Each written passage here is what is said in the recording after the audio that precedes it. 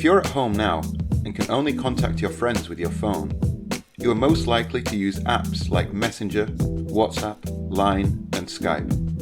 In China, people use WeChat and QQ. The reality is that the short message service is rarely used anymore. Especially in China, SMS has become a tool for receiving information such as verification codes, payment information, express delivery notices, and little else. As a result, more and more apps are being installed while hundreds of unread text messages remain in people's inboxes. Now, China's telecom operators have come up with a solution: 5G messaging. Where will 5G messaging take us? On April 8th, China's three major operators, China Mobile, China Telecom, and China Unicom, jointly published a new white paper on 5G messaging. The white paper explains 5G messaging as follows. The traditional SMS service has been unable to meet the various needs of users due to being overly basic and limiting the user experience. Traditional SMS services need to be upgraded to rich communication suite messaging, which is what 5G messaging will provide. What is RCS? RCS will help 5G messaging break through the text limitation in terms of content so as to effectively integrate text, pictures, emojis, audio, video, and location. With a registered phone number, 5G messaging will also enable group chat. Although Apple's iMessage has similar features, people who do not own an iPhone are unable to use this function. According to the statistics, in the first half of 2019, Chinese smartphone brands such as Huawei, Oppo, and Xiaomi accounted for about 76.4% of the country's market share for smartphones, while the market share of Apple's phones accounted for 23.5%. 5G messaging is primarily to meet the needs of Android users. The biggest highlight of 5G messaging is how it's able to facilitate interaction between users and enterprises.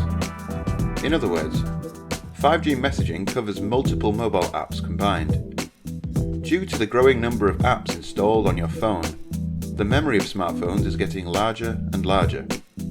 For example, the iPhone 4 started with 8 GB of memory, which was upgraded to 16 GB on the iPhone 6s. This was in turn upgraded to 32 GB on the iPhone 7 and, for the very first time, 64 GB was offered as standard on the iPhone 8. A large memory costs more money, which makes many people think twice about shelling out for a new phone. The emergence of 5G messaging may solve the problem. Governments and enterprises can present public service and business service information in the form of rich media messages or interactive cards in SMS dialog boxes. Users can directly use the services through the menu bar at the bottom, such as purchasing train tickets, making restaurant reservations, and making delivery inquiries. With 5G messaging technology, if you need to book a high-speed rail ticket, you can get it through SMS. It might look like this.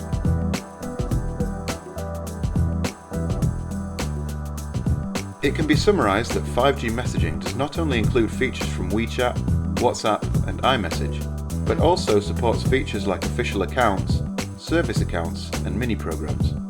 It is considered the first 5G application in use. According to Huawei, 5G messaging will be officially released in June 2020.